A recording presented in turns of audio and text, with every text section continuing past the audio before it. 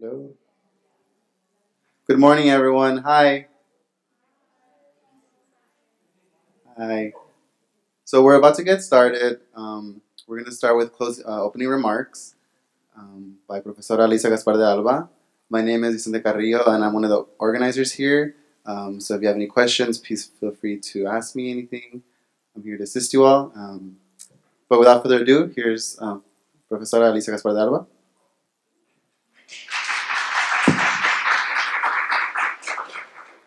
Thank you very much. Thank you all for being here with us. This is the first time we do this event outside of Royce, so we're almost feeling like fish outside of water, but we love the space and we hope that you love it too.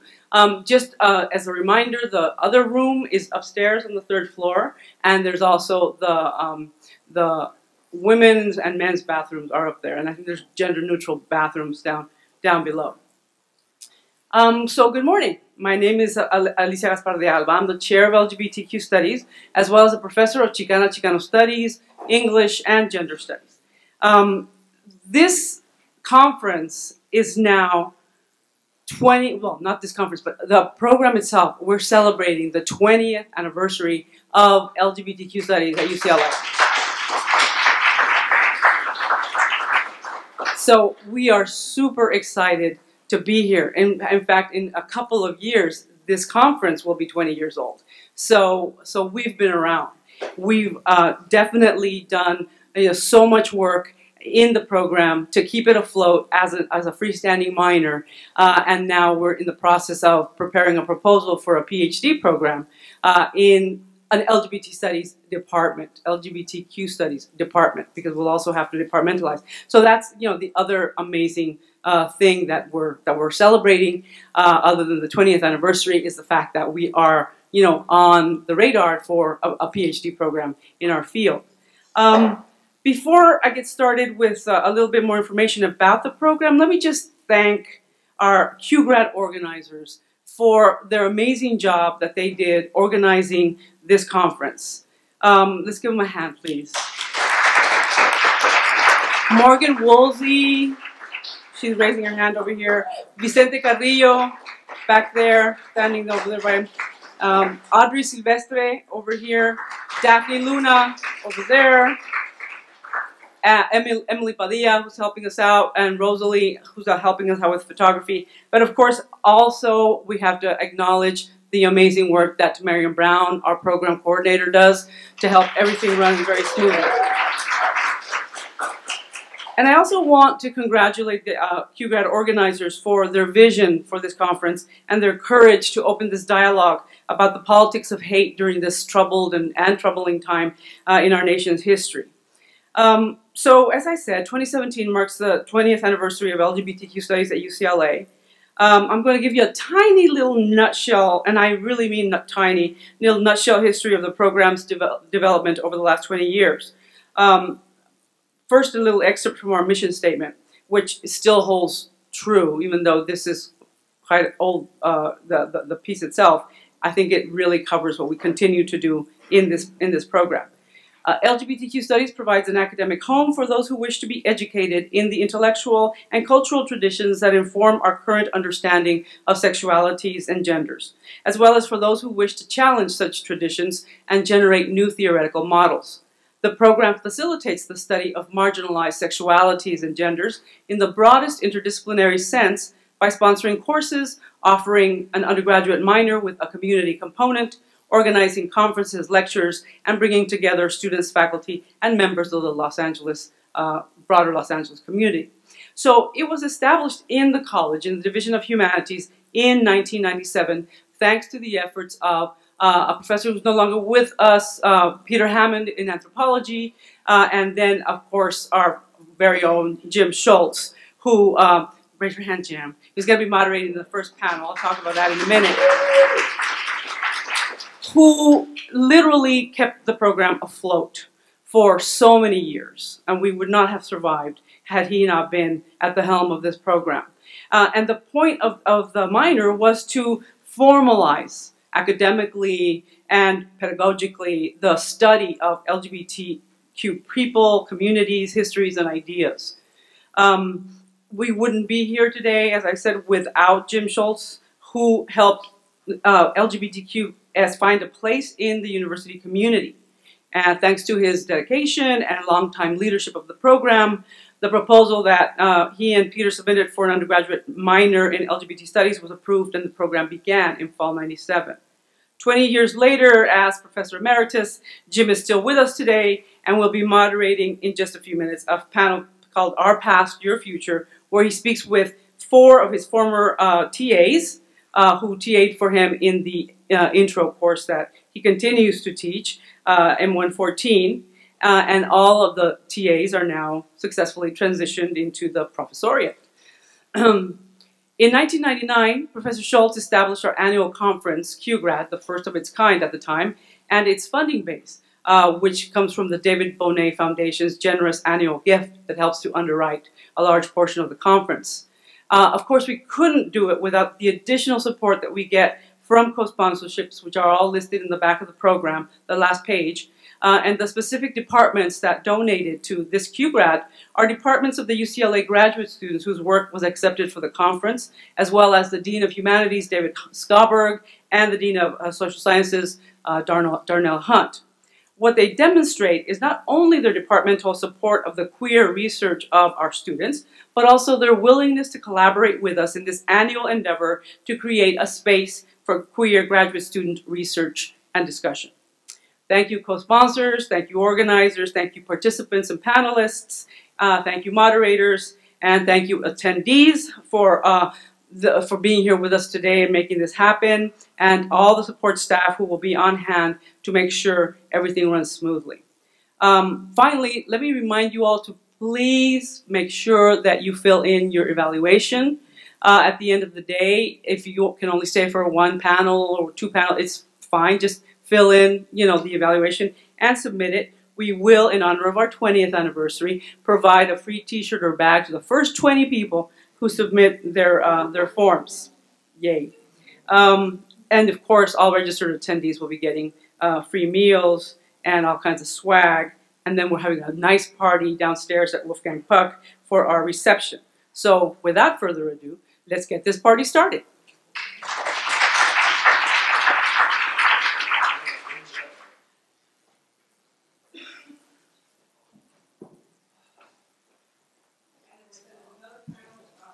There are stairs over here.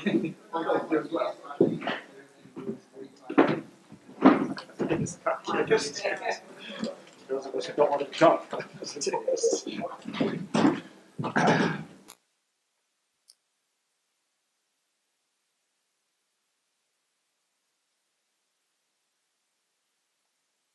Chronological order of TA-ships, and I think we've got it. Yes. No, we don't actually.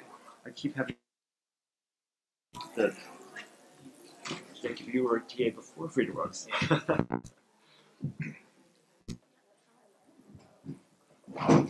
Is this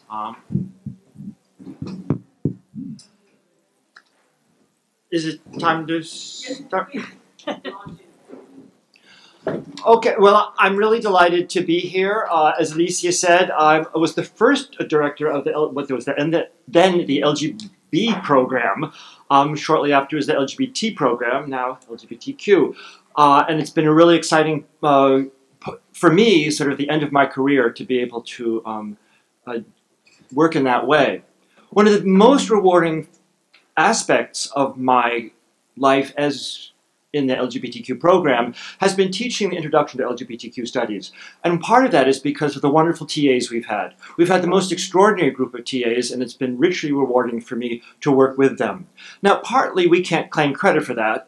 One of the reasons they're so wonderful is that, as you can imagine, TAing for this course is one of the few opportunities that any graduate student has at UCLA to teach queer studies. It's not absolutely the only one, but it's one of the very few ones. So anyone who's interested in doing so is liable to apply for the TA-ship, which means we get to choose from an already pre-selected group of people who've already had lots of teaching experience.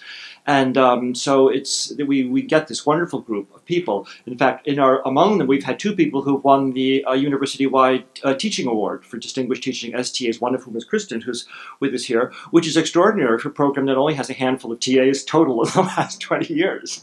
We've had 2 people who have gotten that distinction. I realized after the panelists had agreed to come that they formed into not only 2 chronological groups, but 2 groups of people who I've worked with outside of the course to improve the course.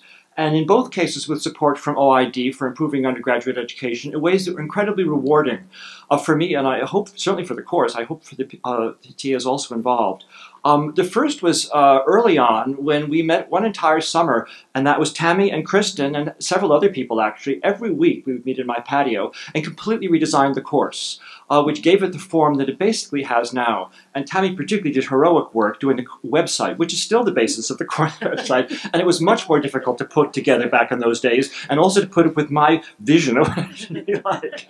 And it was a huge enterprise and quite successful, I think, ultimately. And then Frida and Jacob worked years later when I wanted to improve the reading list and had more work, to make sure we had as much material on queers of color as we could. And they were both working on this topic for their exams in gender studies, I believe. So they were at the top of their form at the moment, really on top of this literature. And so another summer we worked together. So in both ways, the people sitting here not only enriched the educational experience of their own students in their sections, but also brought the course itself to a whole new level of richness and marvelousness. I'm grateful to them all for doing so. So what we're going to do today is I've asked, we've also been discussing this, the sort of question is, how is it that the commitment that you made, each of these people here with PhDs from UCLA, how is it that the commitment that you made as a graduate student to queer scholarship and to queer pedagogy, how has that played out later in your career? And looking back over that to see how that worked as you then went into the academic world at large. And then, of course, they're free to elaborate on that in whatever way they wish. And I thought, I wasn't sure exactly what order to do, but then I decided the chronological order probably is best, because in fact you may see some patterns. I mean, I like teaching history, and you may see patterns emerging if we go through the experiences of these 4 people in chronological order. That means we start with Tammy, who was teaching the very first year, the year the program was founded, and the first time the introduction to LGBTQ studies was taught in this program. Previously had been in women's studies, and it migrated over when it became an independent unit, and there Tammy was there from the very start. She also served as program coordinator for several years, I believe. So she had a very big role in the in the introduction of the program. I will just say a few words. That was 1997 when Tammy was a TA in the program. She's now an associate professor of gender and sexuality studies at UC Riverside. Her PhD was in comparative literature. She's published Romancing Human Rights, Gender, Intimacy, and Power Between Burma and the West. She's done a lot of publication at different venues, but I'm going to let her talk about her work in the context of her presentation. All right. Jim, are you going to keep me on time? You cut me. Go ahead and cut me off. Okay. How much time do you want?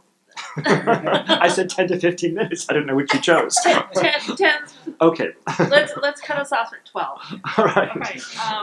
Thank you. So it's super exciting. Thank you to Alicia. Thank you to Jim and all the staff who helped invite me back to UCLA. It's always a pleasure to come back. So yeah, teaching for Jim in Intro to LGBT Studies, as well as taking his Queer Los Angeles class, and then working as a program assistant for many years, organizing this conference actually. Really set me up very well for my academic career as a professor who works in feminist and queer departments, scholarship, and research areas. So after I graduated from UCLA, my first job was a joint appointment in English and Women's Studies at University of Iowa. And they basically hired me to teach race. I mean, they were full up, like, just honest about it. They're like, we don't do race. That's why we hired you. And so But what was shocking, and for me, a huge kind of awakening into the kind of variation and range of how feminist and sexuality studies plays out in different institutions, was that there was a kind of rivalry or tension, anxiety between the heterosexually identified women's studies faculty and then the queer identified women's studies faculty and the sexuality studies faculty, which were a separate group of interdisciplinary scholars who had different kinds of departmental affiliations but were interested in sexuality and queer studies, right? So they were working with graduate students, and then women's studies was kind of a different unit which had a PhD program. So at my first department meeting, one of the straight feminists in the department, senior feminist, calls me. We're discussing merging women's studies and sexuality studies merging, which for me was a no-brainer because I had basically been raised, doing both feminist and sexuality studies here at UCLA. So one of the senior faculty pulled me into her office. She's like, let's talk after the department meeting. I said, okay. And she's like, what are we going to do about the queers? And I'm like, what?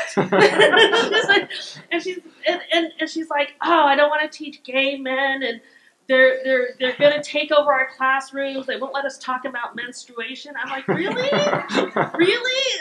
Are we having this debate? And she's like, well, how do you feel about it? And I said, well, I actually don't have a problem with doing sexuality studies. Never had gay men take over my classroom and refuse to talk about menstruation. So, what century are we in? So that was a real kind of awakening in terms of different investments in graduate work in sexuality studies and different kinds of interpersonal affiliations, obviously research and political affiliations. But I learned a lot, and then I moved to UC Riverside, where they had LGBT studies, and the addition of intersex was specific to UCR and the history of UCR's program. So, but thankfully, Jim had prepared me well for teaching a wide range. Since, as he said, when we spent summers together developing and improving the class, it really helped me in terms of providing me with a kind of expansive repertoire of material that would be appropriate to teach intro and upper level sexuality studies to undergrads. So I affiliated with the LGBTI program at Riverside. I've been teaching in the minor regularly. Intro to LGBTI studies is one of my favorite classes to teach. And then a talk by Molly McGarry here way back when on 19th century American spiritualism that Jim hosted as part of the speaker series or symposia, inspired an article which I later wrote, which I'll show you a few images, which has actually been my most popular article. So I feel like I also owe that to LGBT studies here. We'll claim anything we can get.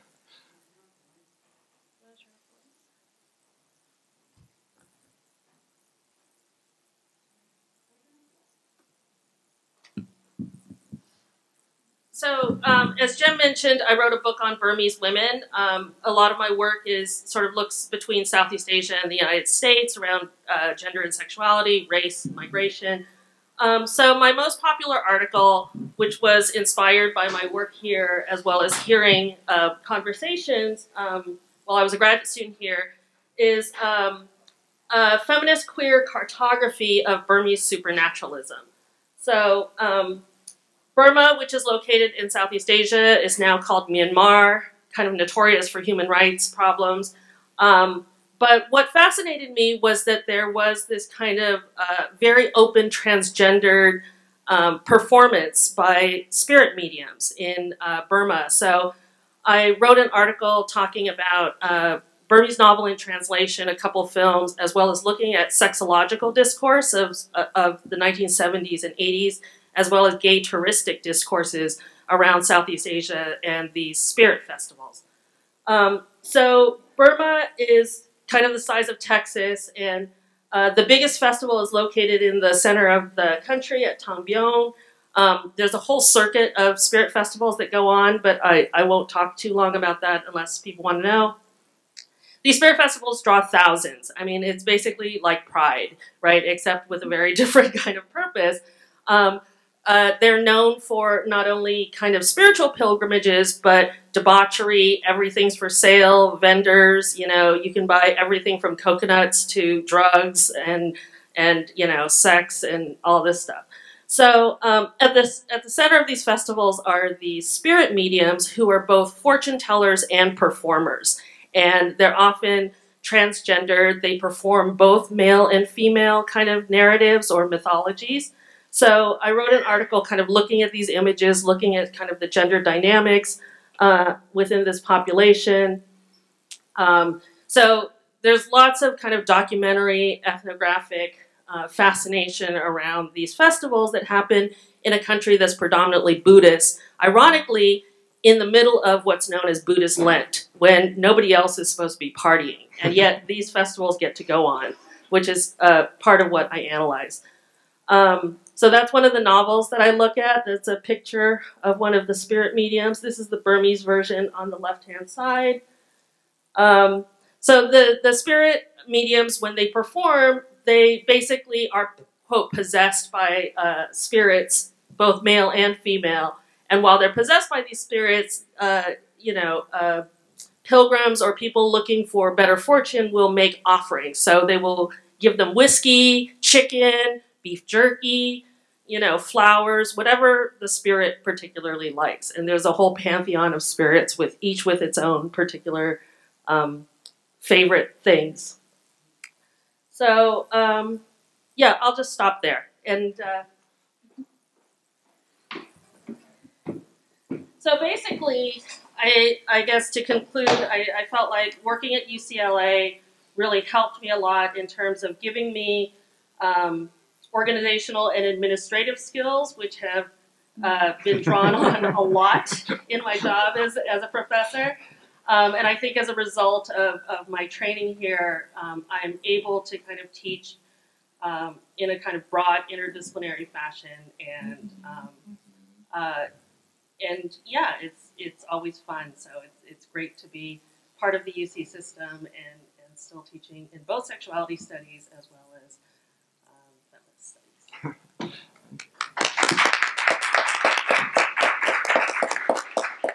I should mention that Tammy had those administrative skills from the beginning, and many programs at UCLA benefited from them, and perhaps delayed her implementation. CSW, Signs, the Williams Institute, LGBTQ studies, you know, a lot of programs benefited from those skills while she was still here.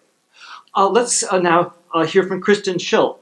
Kristen was a TA in LGBTQ, the Introduction to LGBTQ Studies in 2001 and 2002, 2 years in a row, and she taught the course on her own in the summer 3 years, 2003, 4, and 5. So she's been involved in teaching this course more than any other graduate student, I believe, takes the prize for that. She got a PhD in sociology and is now an associate professor of sociology at the University of Chicago, also the faculty director of the Center for the Study of Gender and Sexuality. She's published Just One of the Guys, Transgender Men and the Persistence of Gender Inequality, and is co-editor of a forthcoming volume, Other, Please Specify, Queer Methods in Sociology. And on the rest of her research, we'll hear what she wants to say. Great. Thank you so much. So I was so excited when I got the invitation to come to this event because, you know, I have to say that TAing in LGBTQ studies really changed the direction of both, I would say, my personal life and my academic life. So when I came here to UCLA, I had come from the University of Texas at Austin. And, you know, if you don't know, I mean, I'm sure if you've never been to Texas, you probably have all sorts of stereotypes about Texas. And many of them are true. But, you know, so I had come from a setting where courses that said anything about abortion in them were protested by people standing up and, you know, screaming to try to shut down the course, and where coming out day was protested by the young conservatives of Texas carrying these little signs that said Adam and Eve, not Adam and Steve. And so that was sort of what I came to UCLA like with my background. And you know, I was somebody who, like, in the face of opposition, I'm always like, well, great, let's fight harder. But but it hadn't really prepared me for UCLA. So I remember my first year here seeing that someone was teaching a class called Queering the Bible, and I was like, what? You know, where I was like, if this happened at UT Austin, I don't even know what would happen. And so I was constantly like, oh, this is so, you know, it was just such a different world. And my first year in the Soch program, I was not very happy. It's a pretty conservative department. And there wasn't really anyone doing very much on gender and sexuality, which is what I had come to do. And we weren't really allowed to take outside classes. Like, we had a very constricted course schedule. And when I saw the opportunity to TA for LGBTQ studies, I applied. It was my first time to ever TA.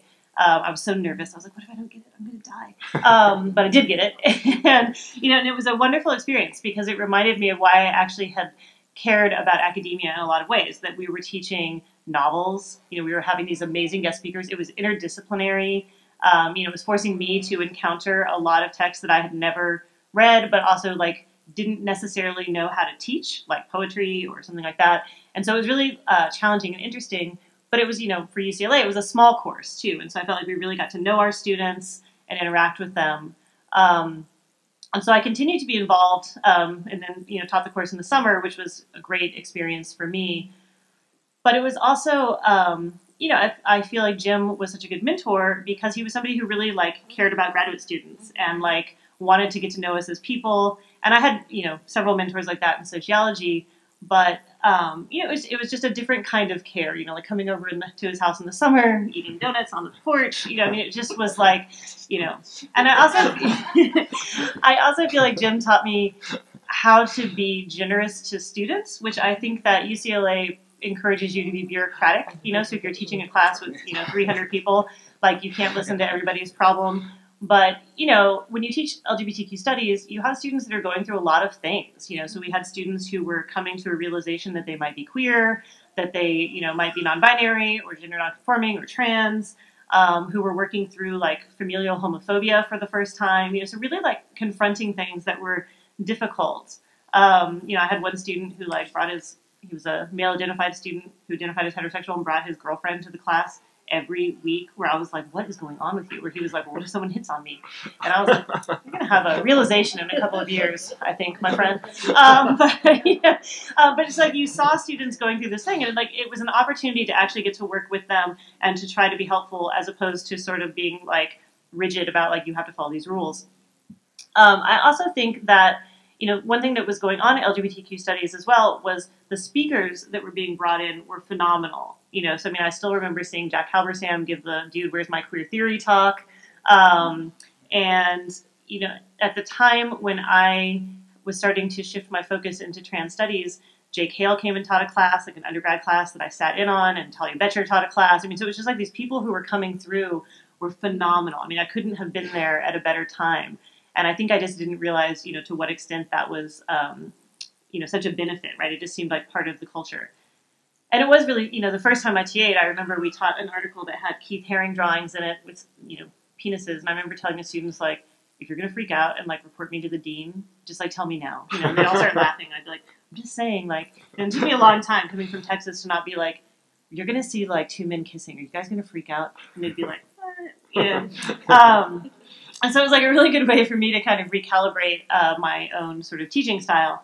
So after I left UCLA, I went to the University of Chicago, which is, you know, sort of the polar opposite of this kind of setting. And, you know, it was so good to have this kind of background because, you know, when I got hired in sociology there, I mean, to say that it was a shock to the field of sociology is an understatement. You know, I mean, it's a very conservative university. It's a very conservative department. When I got hired, out of 20 faculty, there were only 4 women. And the median age was 65. And, What's the matter you with know, I showed up and was like, oh. So the fact that they had hired someone who had written a book on, you know, the workplace experiences of trans men kind of blew everybody's minds. And when I got hired, you know, they told me very honestly, like, we don't really have very much for you in the department in terms of intellectual life. So you can kind of go live your life at the Center for the Study of Gender and Sexuality, and we won't contest you in that. And so I did, you know, and it was at that time very dominated by humanists. And I think my only way of kind of fitting in was the ability to have had this interdisciplinary experience in LGBTQ studies, where I had read a lot of these texts and could have conversations with them, and was really able to be like, how come the Center for the Study of Gender and Sexuality seems like it's really only about gender? And so really kind of tried to push in more LGBTQ studies. And so I just took over as being the faculty director of the center, and, you know, have convinced the dean that we are actually going to look for research in LGBTQ studies, which is impossible for me to imagine, like 3 years ago even. And so, you know, I think that having, you know, like seeing someone like Jim who really kind of pushed to make something happen and then was willing to stay in and build that community meant a lot to me. And I think it was a way of really thinking about, like, how do you work with the administration, even if they don't seem particularly interested in, you know, LGBTQ studies, to try to make the space for yourself and for students and to build a community of faculty. And so that's been something that has been really important to me in my career. Thank you. Thank you, Kristen.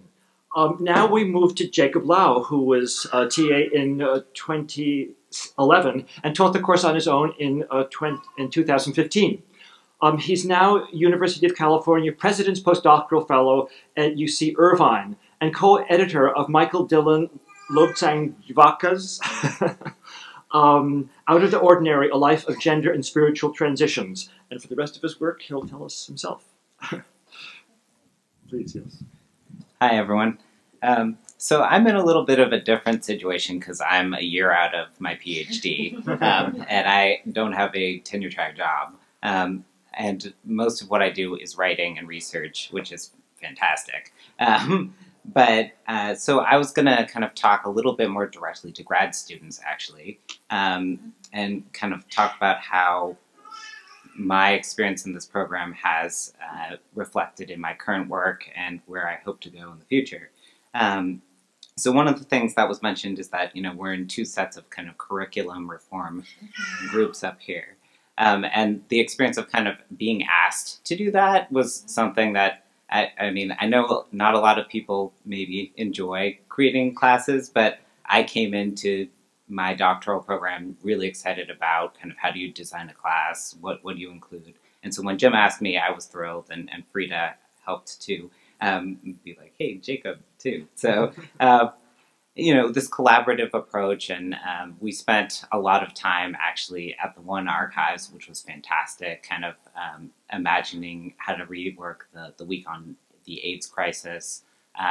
And there were resources in there that I used in my own iteration of the class. And it definitely deepened my knowledge of queer studies in LA. So I think some of that, being able to kind of reimagine how pedagogical support could happen in this program, because when I came into the gender studies program, it was the 1 year they didn't offer a pedagogy course. So I really learned how to teach through Jim, which Jim didn't know during my interview, because I wanted to keep that on the DL. But I was very hungry for kind of more structure, you know, how do you make a grading schematic, all these different sorts of things. And, you know, to kind of, I'll do the flip side of kind of how to like give students more grace. I had to learn how to be disciplinary. For those of you who know me, I'm extremely introverted and very shy when it comes to public speaking things. So for me, I had to kind of get over my stage fright as a TA, even though I was very excited to be in the classroom. And I think one of the things that Jim kind of allowed me in the program was to not only kind of give, you know, the full lecture for trans studies, you know, the following year, the year that Frida TA'd, but he gave me substantial feedback. So one of the things that I think my advice for grad students is that you kind of look for professors, for mentors who can help you learn how to teach, because we're often told when we kind of go into programs, right, that you're supposed to be looking for dissertation committee members, but just as important is finding people with good pedagogy and radical imaginaries, right, kind of emanating the kind of teacher you want to be. And Jim was definitely that for me. And one of the things he said was, you know, there is no one-size-fits-all for lecturing, which for me seemed, I know, you know, any student who sits through classes knows that there's different ways of lecturing. But for me, you know, I think I had this deep kind of seated imposter syndrome, where I was like, oh, this is how you perform being a professor. And Chip was like, no, maybe you're more of a conversational professor. Maybe it's a Q&A, like extended Q&A session instead of you just, lecturing, which in my kind of first just taught class, I was putting students to sleep, kind of trying to give them the background of every person we were reading. And then I kind of sat there after one class, I was like, I'd be falling asleep too if I was just listening about Judith Butler's credentials or whatever. So I think and part of that was like, how do you come into your own as a teacher, right? And how do you create kind of imaginative pedagogies? So in some ways, this program helped me kind of figure that out. And this is this struggle, I think, also that a lot of queer and trans faculty do, right? How do you claim authority if you're like a gender minority or you're, an underrepresented faculty member? And for me, who, I had recently transitioned from female to male, taking up space was something I was extremely concerned with. And then leading a class was always just kind of a question. And I think that it should always be, right?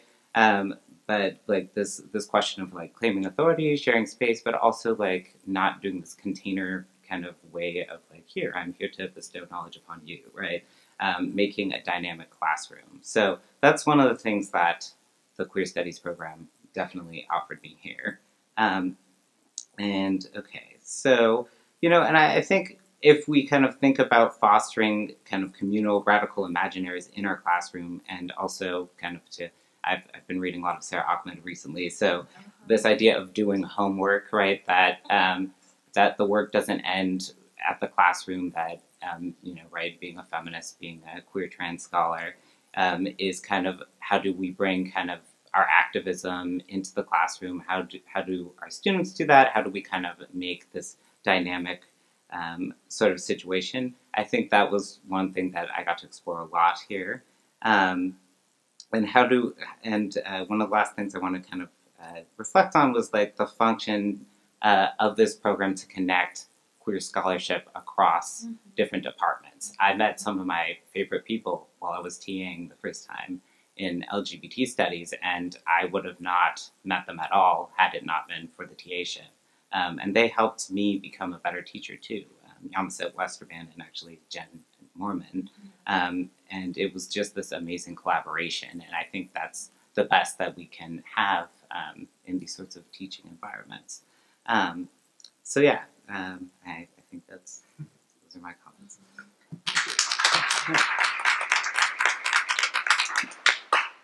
And now it's a pleasure to introduce Frida Fair, who was TA in 2012. Got their PhD in gender studies in 2016, is now an assistant professor of gender studies at the Indiana University in Bloomington. Frida's studies race, gender, sexuality, and culture in the United States, with particular focus on the American Midwest. And now they'll tell us more about the work.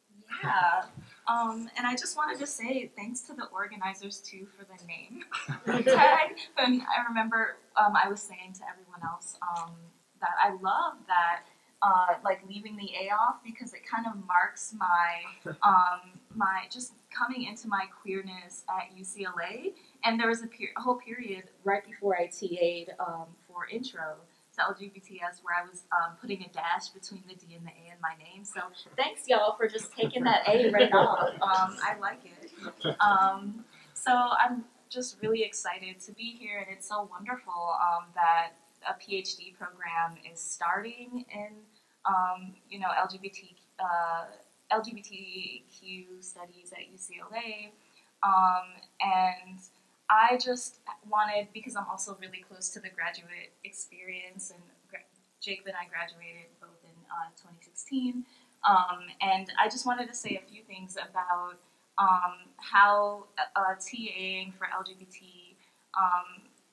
LGBTQ studies at UCLA taught me how to extend myself into queer community, and really got me thinking about the ways that building queer intellectual community is just as central and important as all other kinds of community that we build. So whether that be sort of, activist communities, artistic communities. People do a lot of work in nonprofits, but it really just got me feeling really engaged about how to support the moving forward of kind of queer thinking and queer thought, both on a community at a community sort of level, and then also in my graduate work and in my teaching, and that those things were that all connected. And part of the way that I learned about their connection was in the redesign that Jacob and I collaborated with Jim on, and that was really my first time doing collaborative archival research. So the program also taught me that I could do history as someone who thought I just did cultural studies, and so it basically also led to me redesigning my methodology for my dissertation. So the work that we did at the One Archives became another introduction to doing interdisciplinary work. And that then we got to teach that class. So it wasn't just that we were like providing the labor that then was going to go into Jim's own his own experience of teaching, but that it became a part of our own teaching. And I really loved that about his way of mentoring and his way of offering up queer studies as an entry point both into into doing graduate work at UCLA and teaching and learning that those things speak to one another. And in a university that's a research university where teaching isn't always privileged, Jim was always serious about really respecting us as teachers also and colleagues, and treating us like the next kind of generation of people who are going to teach queer studies. And I feel like that really, I don't know, that was just such a special experience to be a part of a teaching team like that. And I came I came to LGBT studies from teaching in the LA cluster. I don't know if any of you have taught for those general education cluster classes. They're these huge classes with 4 faculty, and it was the one on Los Angeles. So the class taught about Los Angeles from historical, literary, sociological, and architectural perspectives. And then there are like 8 TAs. So I came from this really, big kind of experience of teaching on a big teaching team to directly into kind of first doing the work in the summer with Jim and Jacob on the class, and getting to basically opening up my understanding of like how to do community-based research also, which you sometimes have to leave the academy to learn how to do, but Jim was training us in all of these different ways of how is knowledge produced, and how do you do this at different in different areas of your life, even if you end up doing work outside of the university. And yeah, so I loved coming from that, the experience of teaching all 3 quarters in the cluster to coming into that small, really intimate setting of doing queer history as a collaborative project, and then into teaching and TAing for the first time, and the only time, in LGBT studies that fall.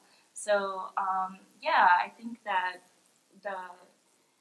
letting the department, or I think part of the work of the department of just letting people take seriously queer intellectual community, learning that you can create your own opportunities for doing political work, for doing activist work that is connected to the kind of work that you want to do in the academy. As long as you're connecting with people and you're collaborating, you don't feel so isolated. And I feel like doing that collaborative project was really taught me about the benefits of creating opportunities where there might not seem to be any, and that's really a kind of tool. It's like a queer tool, right, where you just make some stuff. And and I remember when I was applying for jobs, or the year before that, I kind of created my own.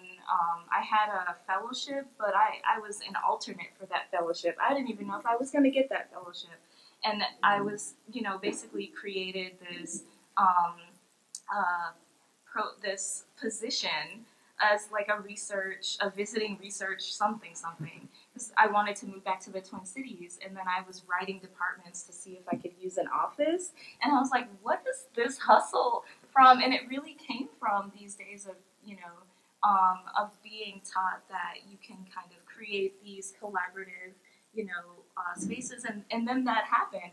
They ended up being like, yes, we can affiliate with you, and then I ended up getting the fellowship.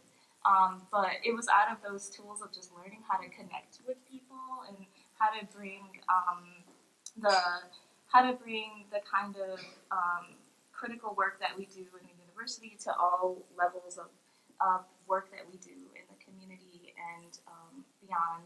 That really taught me about how to kind of extend myself into queer community, and also how to take the tools that I was offered and then able to kind of practice and apply in LGBT studies elsewhere to be and beyond UCLA. So.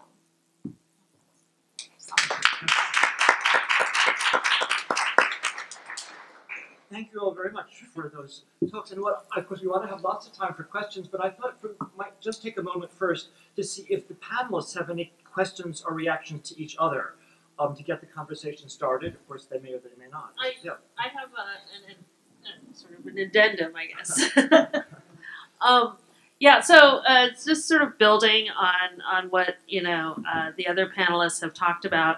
One of the things I was reflecting on is that because I am able to have kind of a long view of the history of sexuality studies, LGBTQ studies here at UCLA, one of the things that strikes me is, having organized QGrad for multiple years, it was amazing, meeting graduate students from all over the United States. Oftentimes, they were the only one in their department who was doing queer work, and they were so thrilled to be here at this conference to meet other graduate students. And I just remember us all being so sort of young and shy and awkward and anxious and, about our performance and our networking skills.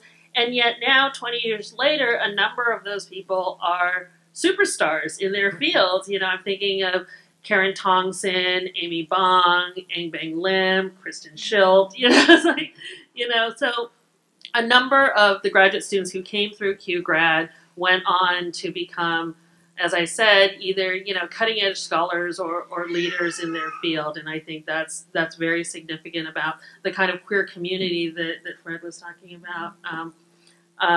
And then the other thing is that I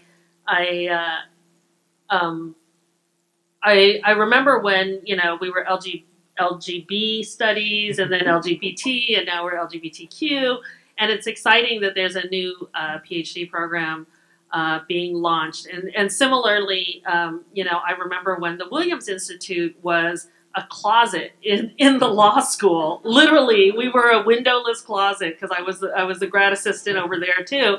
And now it's a multi-million-dollar think tank on sexual orientation law, which I think is also a testament to the work done by the faculty here in building queer community and bringing sexuality studies and a kind of critical understanding of queerness into policy and law, and I think that's highly significant.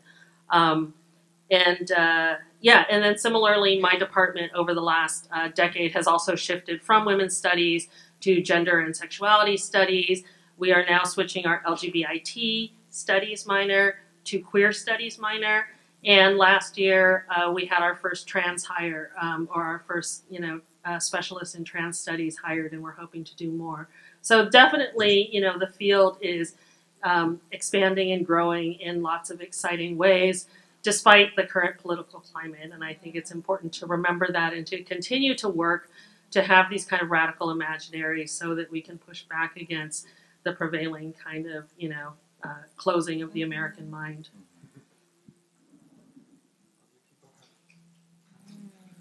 Well, let's then open the discussion up to those of you here. And do you have questions or comments?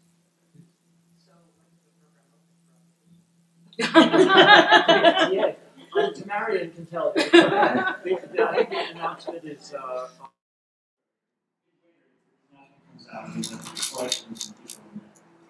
If you don't hear, pester us.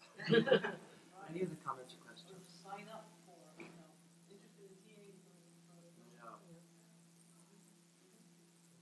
I'm going to make one comment. It's a kind of strange thing. I don't know quite how to put it this way. But, of course, I mean, I love these people. We work together. I admire them all tremendously, and working with them has been a great thing. But in certain I don't recognize myself in what they say about me. Because I don't think of myself as that person. I'm a medievalist and a professor of German. I'm a rather shy person, and I like to be kind to students, but I think I'm mostly I feel I'm trying to say, this is an academic course. It's not just about your personal lives. And so I think of myself as the more rigid kind of person. And I'm surprised to hear this, but it reminds me of other occasions on which I've been surprised. And I want to say this, I think to those of you who are going to be teachers, is you can never tell what kind of an effect you're going to have. I've heard from various students I've met or former TAs that have come about how much the course meant to them. I thought I was just trying really hard to do my job and put together a good course. And I started teaching in this field because I had so few students in medieval studies. I wanted to find a way of teaching more students, and I knew some gay historians, so I figured I knew something about the subject, but I didn't, and I sort of had to learn it. So it was sort of almost a desperation, and then you sort of try and do a good job.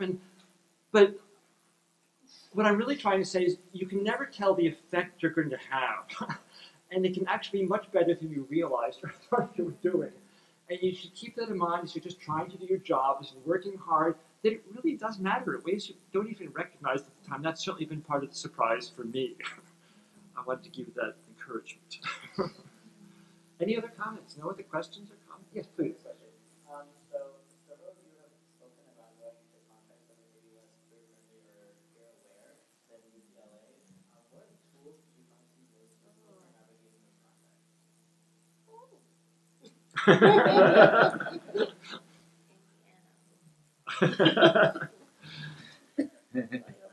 I mean, I would say that, I guess for me, like, I didn't feel like my department here was queer friendly, so I was already used to people being like, you're never going to get a job and your project is stupid. And I was like, okay, well, here's what I think about that.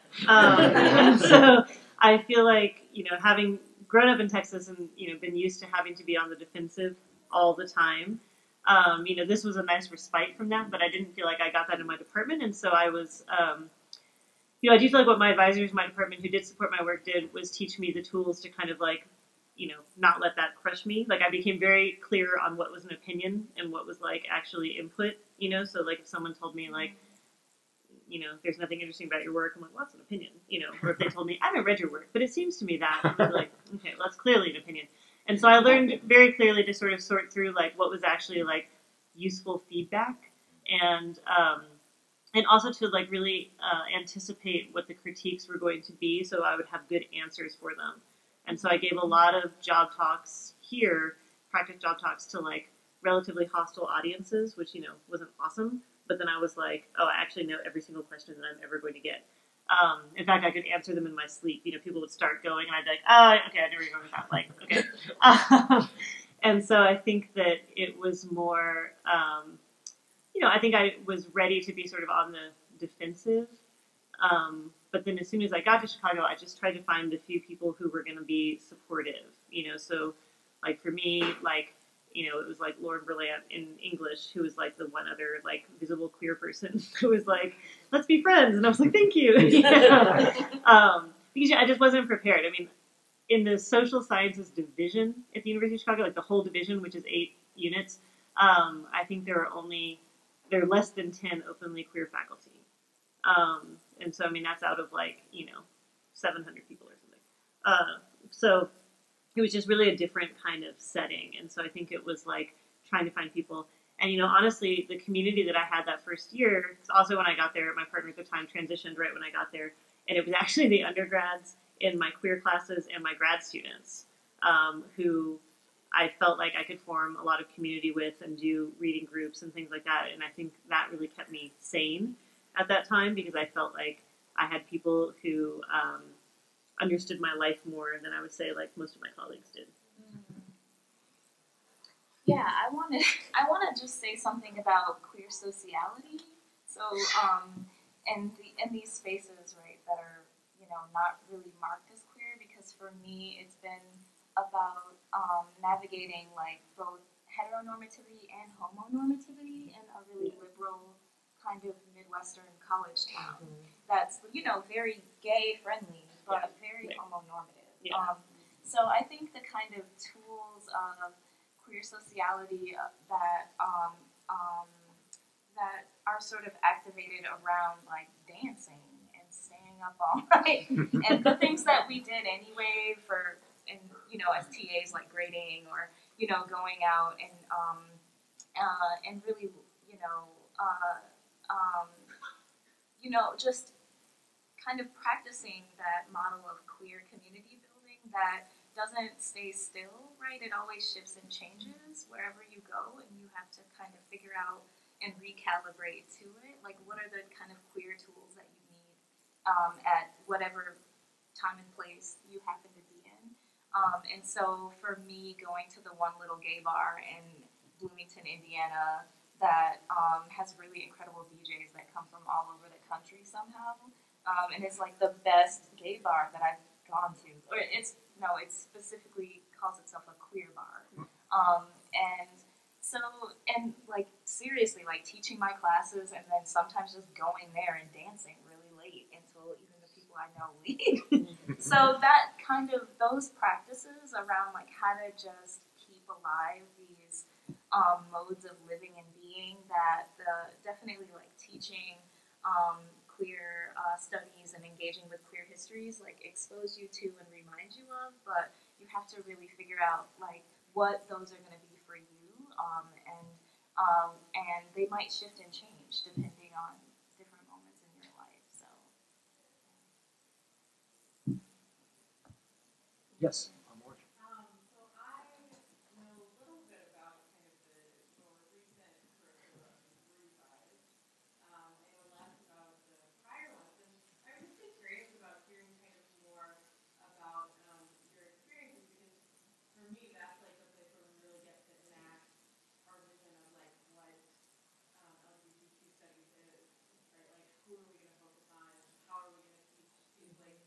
so many different life experiences kind of under that heading, and it can feel very overwhelming. So I was just kind of wondering, like, coming at it from these two different times, I'd love to hear more about that. Well, I can't speak in great detail about kind of how the course has evolved over the last 2 decades, but I do remember when I was teaching. I think this was maybe the second or third time I taught with you, Jim, that I had 2 discussion sections, and the 2 discussion sections were night and day, literally, in terms of the kind of personality and ethos of the students. So one discussion section was at 8 a.m. I had 3 students in it, but they were all queer identified and fantastic. I mean, so smart, so engaged. One of them was part of a little pre-med fraternity and invited me to the parties. And so, even though I hate teaching in the morning, I'm not a morning person, they energize me in the way that Kristen was talking about her students, providing, this kind of, evidence of kind of, why we teach and the kind of joys of teaching. My afternoon section, in contrast, was about 20 students, predominantly straight identified students who either were going into counseling, going into social welfare, had a gay uncle, and wanted to know more about him. So it was a very different teaching experience and really radically different kind of preparation, right? I could go into my 3-student 8 a.m. class completely unprepared, and we'd have fantastic conversations. But for my, predominantly straight identified class, I had to be very prepared in terms of, getting them through kind of just the vocabulary and kind of a introductory understanding. But it was good. I mean, it taught me to be flexible as a teacher, and it taught me to be prepared to meet the students where they were at, as opposed to just having, as Jacob said, kind of one a strict, expectation for how a successful classroom discussion plays out. So I guess that's one thing I would say. I mean, I think that when we were revising the curriculum, like, I think we were trying to, like, my memory, like, for some reason I remember the donuts more than I remember what we did. That's something about me, I think. But I feel like we were trying to think about, like, what were the issues that were sort of, how do you keep the historical balance, where it was like we were already moving into a stage where our students didn't actually know that much about the AIDS crisis, and that it felt pretty remote to them, and I feel like it still felt urgent to us to be like, no, but this was really a big deal. Like, you should learn that. So how do you balance this kind of history, and really thinking about, but also like sort of like emerging discussions. And I think at that time, it was really like trying to bring more trans studies in, which was really kind of developing like largely like, around us with, J. Cale right around and Tali Betcher, and like Susan Stryker came in to do a lecture. And really kind of thinking about how to bring that in, as well as, this was suddenly like the kind of rise of research around like, should gay and lesbian people be parents, and was it bad for kids or not, and like trying to balance like how do you bring in these kinds of current topics that were like particularly around. I mean, I felt like our students were starting to want to learn stuff about like same-sex marriage, which my memory was that we weren't that interested in teaching. But they were. Did they bring in Bill Rubenstein to lecture on it? I feel like we were like, really? That's what you were like, oh, okay. But really kind of reflecting like what their world was, and my memory too was like, again, like coming from Texas, it really struck me that like a lot of my students who were from California would be like, well, I joined the Gay Straight Alliance when I was 14, and I came out, and then I went to Creating Change, and I was like, oh, maybe I'm on like the trans continuum. Like, they had these really different experiences, and so they were constantly like, if we read something about, that time in Texas, like they were trying to like fire teachers who would put up like a sign in their, like high school teachers, a sign that said that they were like LGBT supportive, and my students would be like, is this from the 80s? And I'd be like, no, it's like from right now. Like, this is like exactly happening. And so I think actually trying to bring in this context of like, like you have to kind of think about this broader thing, right? That there's like all this work to be done, and like even though it doesn't necessarily feel urgent to you right now, that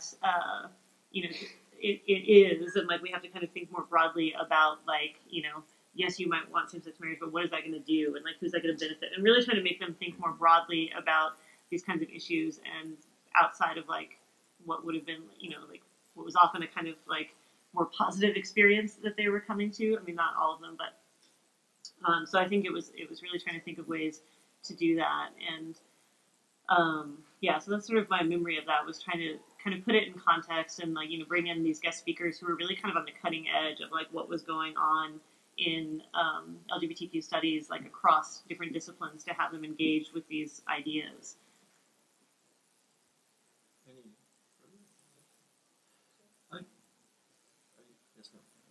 Does that answer your question? I think we have a question over here. Okay, so we could get into a very positive future where our proposal for a grad program is approved, and the lines that we're requesting are approved, and all of you want to apply for a job. Is like the first LGBTQ studies PhD in the world. What kind of program would you yourself like to build?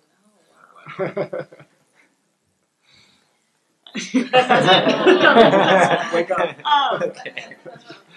I mean, this is a selfish answer because of my discipline, but, I would want it to be sure that it was a program that was including, like, how to do empirical research on issues, like on LGBTQ issues really broadly. Because I do think, like, predominantly, like, places that that have like a concentration in LGBTQ studies are leaning a little bit more towards the humanities, and I just think we still have like a dearth of like there's just a constant need for more research about particularly experiences of discrimination and kind of the stuff that the Williams Institute is doing, but like on a broader scale. And so I think including like empirical research would be very important to me alongside like more humanities-based research. Like, just don't leave the social scientists out, even though, I can understand why, like, we're often not part of, like, the conversation, but I think, like, try and just think about, like, what could be useful about the social sciences if you sort of bracket some of our less useful parts. Yeah, and I mean, along those lines, just sort of taking the model of the intro class, the kind of approach to interdisciplinarity there, and making it programmatic, and speaking to gender studies, and the way that I kind of came into LGBT studies was always in conversation with gender studies. It was always, and for me also the way that the kind of centrality of teaching to the to not only like the work in the classroom, but teaching as a central component of all of the work of the department. I feel like that, yeah, just making sure that there's that continues to be sort of rewarded, and teaching at all levels, right? And really kind of extending the model of mentorship and teaching that I feel like Jim really brought to the intro class, to the way that teaching happens in the department. That would be incredible. Yeah, just to echo that, just kind of keeping a dynamic, open teaching model, because I think one of the biggest benefits was teaching those elective upper division courses, and having that be a part of, well, in the last course I taught was a version of my dissertation, and I know I had a lot of LGBT studies minors use that as an elective, and that was an amazing experience, right? I also would say that, like, don't forget the trans studies component. I'm just gonna put that in there because a lot of LGBTQ studies kind of leaves that out. I would like to see that be a little bit more central, even in the intro class and curriculum. And when I taught my version of the intro course, I was like, okay, let's not just leave a week or just talk about David Caldwell, but making that a little bit more central, I think, is important. Trans and color stuff. Rah-rah. Yeah, and I just want to echo real quick, because after teaching the intro, I then came back to teach one of the upper division elective classes, and I like that model that you come in and you get. I think everyone is it true that everyone who teaches those electives usually also are TAs? Not necessarily. It's often been the case, but it's not necessarily. I think it was the case for the people in the previous couple of years. So I thought that was just a way. I like that it's open, so people who might get that training elsewhere could do that work. But just providing this sort of pipeline from the elective. And I mean, I taught a class called Queer Noisemaking that Vicente was in, who is around here somewhere. But that class, I mean, I had no idea that I would be able to teach a class like that as a graduate student. And it really it let me, experiment with teaching models, and I was able to reward people who wanted to do creative projects and give them, full range, to make like a small film about, or to do all of people did incredible projects for that class. And so I don't know what the thing is in there, the kind of programmatic goal, but somehow letting the upper division elective classes in the program be reflective of the kind of investment in interdisciplinarity, so that it doesn't become just this kind of dogmatic, approach, or this investment in just sort of feeding the department, but that it's a real way of getting people excited and invested in interdisciplinarity. That's a lot to do for but not impossible. Is there time? What I was going to say is not on the same. I wanted to sort of second, and maybe even push a little bit farther, some of these points that have been made about interdisciplinarity and other disciplines that aren't the ones we're most comfortable with. And part of that comes from my experience of teaching this introductory course. For a long time, we've had biology as part of it. And of course, as all of you know, that for feminists and queer people of my generation, at least, biology and medicine are highly suspect disciplines and often regarded as the enemy for very good reasons. And there's often a resistance among the TAs when it comes time to have the biologist come talk.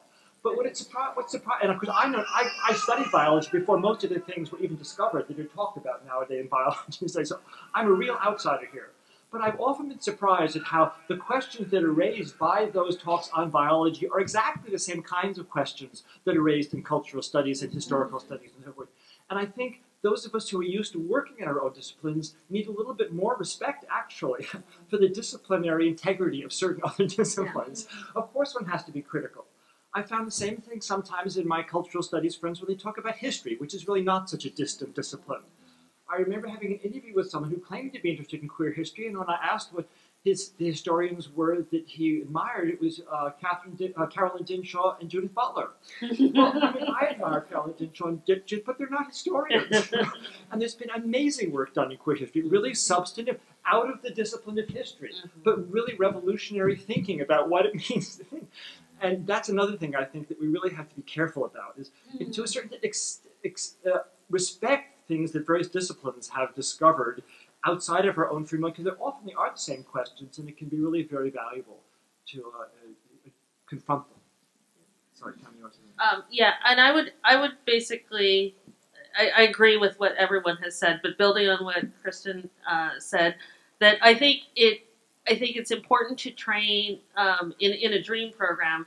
It's important not only to train students to be comfortable with empirical research and confident with empirical research and how to do it well, but also to encourage students to engage with policy, law, and the sciences.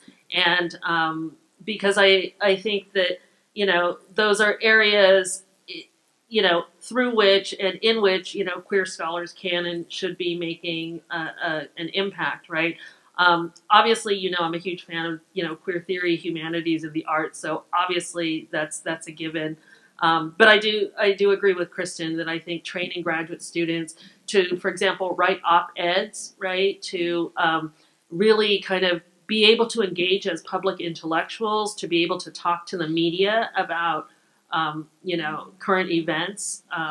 Because we just had a workshop at UC Riverside on women in the media, and the number of female faculty who are terrified to talk to the media is profound. So, and yet, some of us are doing research that is very important, and yet, because we're not talking to the media, the university isn't paying attention to our research, and we aren't necessarily making as wide an impact as we could. So, yeah, training graduate students to be public intellectuals, I guess, would be my suggestion. Just one little aside that reminds me of a sort of training that one has to do to speak to the public or speak in certain circumstances. I remember being at a lecture that was organized at the Center for the Study of Women, and immediately after the lecture was done, there were several questions from Sandra Harding, from Lynn Hunt, and I forget some major sort of feminist figures who were sitting there in the audience. And afterwards, I went up to Sandra and I said, "How you always seem to have questions?" And she said, "We trained ourselves to do that. In early feminism, we made ourselves be the first to ask the questions. It was important that questions come from us. And that is a kind of training. It doesn't come naturally. But it's worth going to the effort." Any other questions? Well, thank you all. And thank you all.